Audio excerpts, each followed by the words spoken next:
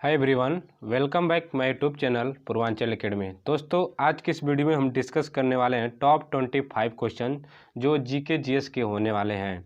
जिसमें फ्रेंड्स आप देखेंगे कि जो एयरफोर्स एग्ज़ाम पोस्टपोन हुआ है और नेवी एसएसआर और एमआर के जो भर्ती परीक्षा आने वाले हैं संभावित, उनके बारे में जो जीके के क्वेश्चन पूछे जाते हैं उनको हम देखेंगे। ठीक है फ्रेंड्स, तो देखते हैं फ्रेंड्स। हम यहाँ पर क्वेश्चन नंबर 1 जो कि हमारी सीरीज यहाँ पर चल रही थी 26 नंबर से, यहाँ पर क्वेश्चन नंबर 26 यानी कि 26 क्वेश्चन से हम स्टार्ट करेंगे और 50 क्वेश्चन तक चलेंगे। ठीक है फ्रेंड्स, तो देखेंगे क्वेश्चन नंबर 1 की तरफ। हमारा क्वेश्चन नंबर 1 हमारा क्या क्या रहा है इसके बारे में देखते हैं। ठीक है फ्रेंड्स, तो देखिए हमारा क्वेश्चन नंबर 1 है, श्री पीवी नरसिंह राव प्रधानमंत्री थे। यानी यहाँ पर जो डाट लिखा गया है भाई आपसे पूछ रहा है कि जो श्री पीवी नरसिम्हा राव थे वो कब थे, यानी कि किस नंबर के प्रधानमंत्री थे। तो इसके बारे में आप बताएंगे कि किस नंबर के प्रधानमंत्री थे। ठीक है फ्रेंड्स, तो देखते हैं यहाँ पर आपका जो ये प्रधानमंत्री थे ये 10वें नंबर के थे। ठीक है, यहाँ पर तो लिखा नहीं गया है, ये 10वें नंबर के प्रधानमंत्री थे। ठीक है, ये 10वें नंबर के प्रधानमंत्री थे। और यहाँ पर जो थोड़ा सा टाइप में यहाँ पर मिस्टेक हो गया होगा, इसीलिए यहाँ पर आपको ये ऑप्शन लिखा नहीं गया है। ठीक है फ्रेंड्स, यहाँ पर फ्रेंड्स हम आपको एक चीज़ बता दें कि देखिए क्या होता है कि देखिए यहाँ पर आपके फर्स्ट नंबर के जो प्राइम मिनिस्टर थे, यानी कि फर्स्ट नंबर के पीएम थे, जो आपके पंडित जवाहरलाल नेहरू थे। आप सभी लोग जानते हैं। ठीक है, ये पंडित जवाहरलाल नेहरू थे। ठीक है फ्रेंड्स, और फ्रेंड्स यहाँ पर हम बात करेंगे क्वेश्चन नंबर यहाँ पर 27 नंबर। ठीक है, 27 नंबर, इसके बारे में हम जान लेते हैं। ठीक है, और देखिए फ्रेंड्स यहाँ पर 27 नंबर यानी कि क्वेश्चन नंबर 27 है, जो हमारा गुरु नानक का जन्म कहाँ हुआ था। यहाँ पर आपके क्वेश्चंस में दिए हैं कि गुरु नानक का जन्म कहाँ पर हुआ था। तो आपके लाहौर, तलवंडी जो लाहौर है वहाँ पर 15 अप्रैल 1469 को हुआ था इनका जन्म। ठीक है, गुरु नानक का जन्म तलवंडी के लाहौर में हुआ था। ठीक है फ्रेंड्स, अब यहाँ पर फ्रेंड्स हम बात करेंगे क्वेश्चन नंबर 28 यानी कि 28 की तरफ। ठीक है, तो देखिए फ्रेंड्स यहाँ पर क्वेश्चन नंबर 28 दिया है कि शेर शाह सूरी द्वारा जारी किए चांदी के सिक्कों को मुगलों द्वारा भी चलन में रखा गया, यानी कि किस चलन में रखा गया था।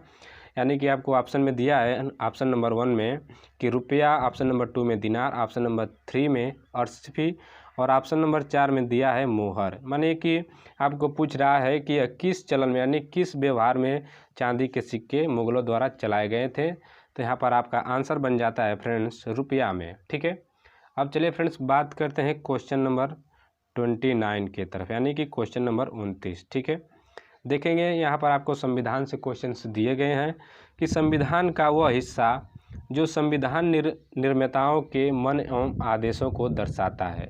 जो आपके संविधान का वह हिस्सा जो संविधान के मन एवं आदेशों को दर्शाता है। तो यहाँ पर फ्रेंड्स आपका आंसर बन जाता है मौलिक अधिकार। लेकिन यहाँ पर कभी कभी प्रस्तावना भी दिया होता है, जैसे में पॉइंट अगर 3 की बात करते हैं तो यहाँ पर भी दिया है प्रस्तावना। ठीक है, तो चलिए फ्रेंड्स चलते हैं नेक्स्ट क्वेश्चंस की तरफ। नेक्स्ट क्वेश्चन हमारा आ जाता है यहाँ पर 30 यानी कि 30, स्वतंत्र भारत के प्रथम विदेश मंत्री कौन थे। तो स्वतंत्र भारत के प्रथम विदेश मंत्री कौन थे फ्रेंड्स, आप बताना चाहेंगे। तो पंडित जवाहरलाल नेहरू यहाँ पर आपका राइट आंसर हो जाएगा, जो कि 15 अगस्त 1947 के बाद जो प्रधानमंत्री बने थे वो जवाहरलाल नेहरू थे। यानी कि विदेश मंत्री और प्रधानमंत्री भी ये साथ साथ ही थे। ठीक है, चलिए फ्रेंड्स अब बात करते हैं क्वेश्चन नंबर 31 की तरफ। ठीक है, देखिए फ्रेंड्स क्वेश्चन नंबर 31 में दिया है आपका कि थोड़ा सा हम कलर को यहाँ पर डिफरेंट कलर ले लेते हैं। ठीक है, देखिए फ्रेंड्स क्वेश्चन नंबर 31 में दिया है कि राज्यसभा के सदस्य की कार्यावधि कितनी है। तो राज्यसभा के सदस्य की कार्यावधि 6 वर्ष होती है और राज्यसभा का पदेन सभापति राष्ट्रपति होता है। ठीक है, तो चलिए बढ़ते हैं यहाँ पर हम नेक्स्ट क्वेश्चन की तरफ, यानी कि 32 यानी कि 32 नंबर पर। ठीक है, देखिए यहाँ पर दिया है कि श्रीनगर का प्रसिद्ध शालीमार बाग जो किसके द्वारा निर्मित है। जो श्रीनगर में एक प्रसिद्ध शालीमार है जो बाग के रूप में है, यानी कि बगीचे के रूप में है, वह किसके द्वारा निर्मित किया गया है। तो यहाँ आपका राइट आंसर हो जाता है फ्रेंड्स जहांगीर के समय, ठीक है, जहांगीर के द्वारा निर्मित किया गया था, जिसका क्षेत्रफल आपका हो जाता है 12.4 हेक्टेयर। जो इसका क्षेत्रफल था 12.4 हेक्टेयर और 1619 ईस्वी में यह बना था। 1619 ईस्वी में यह बना था और जहांगीर ने इसको बनवाया था, ठीक है। चलिए अब बढ़ते हैं फ्रेंड्स हम क्वेश्चन नंबर 33 की तरफ, यानी कि 33, ठीक है। यहाँ पर देखते हैं, यहाँ पर थोड़ा सा आपको कलर डीप लग रहा होगा, तो इसके बारे में न सोचें, केवल क्वेश्चंस को देखेंगे, आप सुनकर भी क्वेश्चंस को देख सकते हैं, ठीक है। देखिए, शिवाजी के धार्मिक गुरु कौन थे? फ्रेंड्स यहाँ पर आप आंसर देख सकते हैं कि शिवाजी के धार्मिक गुरु कौन थे। यहाँ पर एक आंसर और देख सकते हैं जो ऑप्शन नंबर 4 है, ये आपका राइट आंसर हो जाता है, जो रामदास थे, ठीक है। रामदास आप शिवाजी के ये धार्मिक गुरु थे, ठीक है। तो फ्रेंड्स बढ़ते हैं यहाँ पर हम क्वेश्चन नंबर 34 यानी कि 34 पर, ठीक है। देखिए, भारत का नागरिक बनने के लिए निम्नलिखित में से कौन सी शर्तें लागू नहीं होती है? तो देखिए यहाँ पर लागू नहीं होती है, तो यहाँ पर फ्रेंड्स आप आंसर देख सकते हैं, संपत्ति प्राप्त करना। ये आपका कोई आंसर ही नहीं है, मतलब कोई राइट आंसर ही नहीं है, कोई नियम ही नहीं है कि आप संपत्ति प्राप्त कर लेते हैं तो भारत के नागरिक बन जाते हैं। और भारत का नागरिक बनने के लिए जन्म, वंश और नागरिकरण होता है, ठीक है। तो बढ़ते हैं फ्रेंड्स यहाँ पर हम अगले क्वेश्चंस की तरफ, जो 35 है, इसके बारे में हम देख लेते हैं, ठीक है।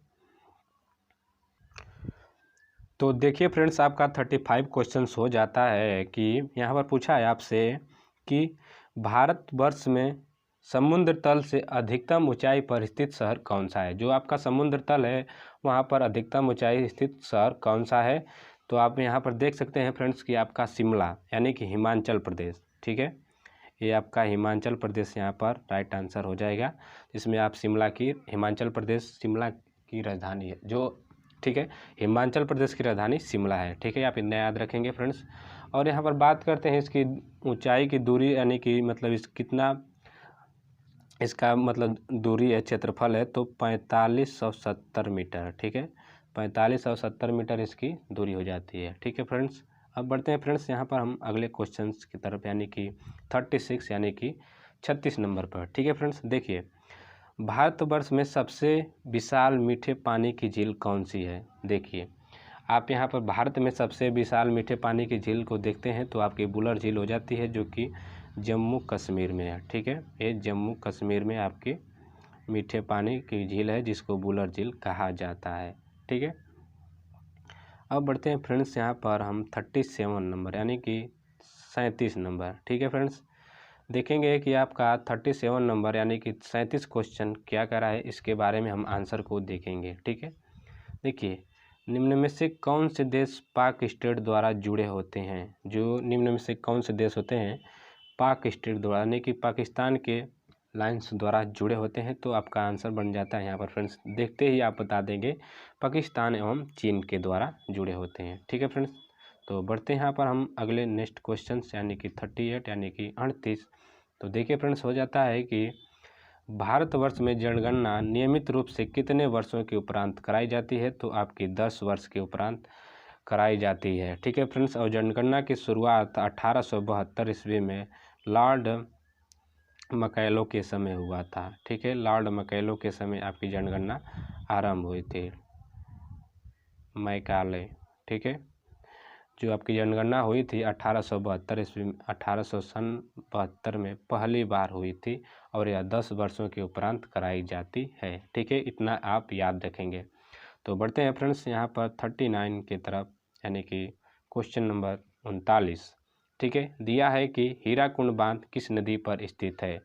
जो आपका हीराकुंड बांध है वह किस नदी पर है? तो महानदी पर है, ठीक है। हीराकुंड बांध कहाँ पर स्थित है? महानदी पर। यह कहाँ पड़ता है? तो आपका यह आंध्र प्रदेश में है, यह आपका आंध्र प्रदेश में ग्रेनाइट से बना है, ठीक है, ये आंध्र प्रदेश में, ठीक है फ्रेंड्स।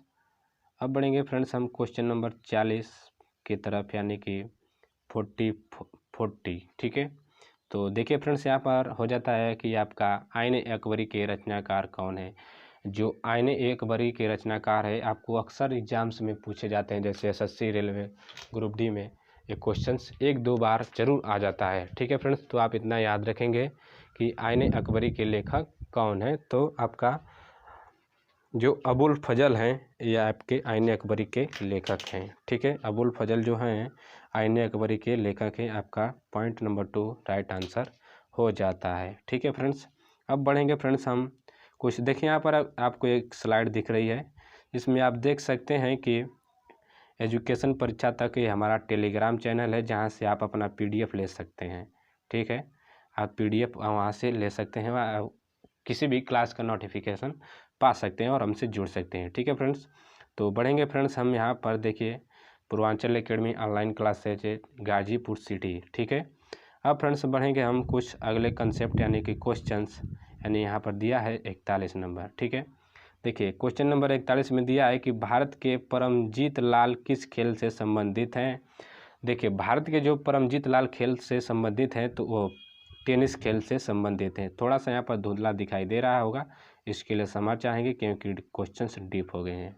ठीक है फ्रेंड्स, तो बढ़ेंगे फ्रेंड्स हम क्वेश्चन नंबर 42 यानी कि 42 क्वेश्चंस की तरफ। ठीक है, देखिए वर्ष 2008 के लिए एशिया का सर्वश्रेष्ठ गोल्फ खिलाड़ी किसे चुना गया था।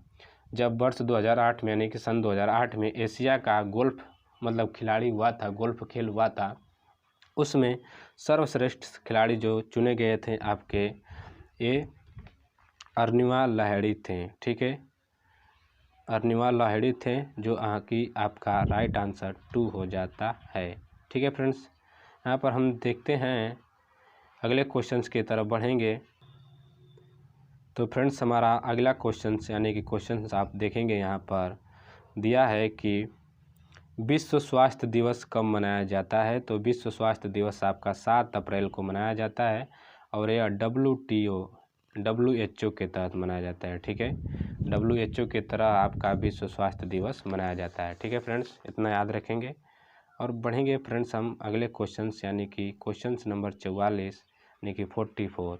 ओस्लो की राजधानी है। ठीक है, तो ओस्लो की राजधानी किसकी राजधानी है, तो यानी कि नॉर्वे की है। ठीक है, तो आप इतना याद रखेंगे। बढ़ेंगे क्वेश्चन नंबर 45 यानी कि क्वेश्चन नंबर 45 में फ्रेंड्स। ठीक है, देखिए दूध में वसा की मात्रा कम हो जाती है। जो दूध होता है उसमें वसा की मात्रा कम हो जाती है, तो किस समय, सर्दियों में, गर्मियों में, वर्षा ऋतु में, मौसम का प्रभाव नहीं। तो यहाँ पर देखेंगे कि आप फ्रेंड्स अनुमान लगाए होंगे कि दूध जो होता है वो आपका वसा मतलब कम निकलता है गर्मियों के समय, क्योंकि उसका जो उत्प्लावन बल होता है कम हो जाता है। ठीक है, तो राइट आंसर 2 हो जाएगा यानी कि गर्मियों में। ठीक है फ्रेंड्स, अब बढ़ेंगे फ्रेंड्स हम क्वेश्चन नंबर 46 यानी कि 46। तो देखिए यहाँ पर दिया है कि मधुमालती के रचयिता कौन है। तो मधुमालती के रचयिता सैयद मंझन जी हैं। ठीक है, सैयद मंझन जी हैं। ठीक है, इतना आप याद रखेंगे। देखिए फ्रेंड्स, जो इम्पोर्टेंट क्वेश्चंस हैं उनके बारे में हम एक्स्ट्रा फैक्ट भी बताएंगे, जिससे कि आपको आगे तैयारी में क्वेश्चंस यानी कि शिफ्ट में आ सकते हैं। और कुछ ऐसे क्वेश्चंस होते हैं जो कि नॉर्मली क्वेश्चन होते हैं, वो कभी कभी पूछे जाते हैं, तो उनके बारे में केवल उसका हम आंसर ही देंगे। ठीक है, तो चलिए बढ़ते हैं क्वेश्चन नंबर 47 यानी कि 47।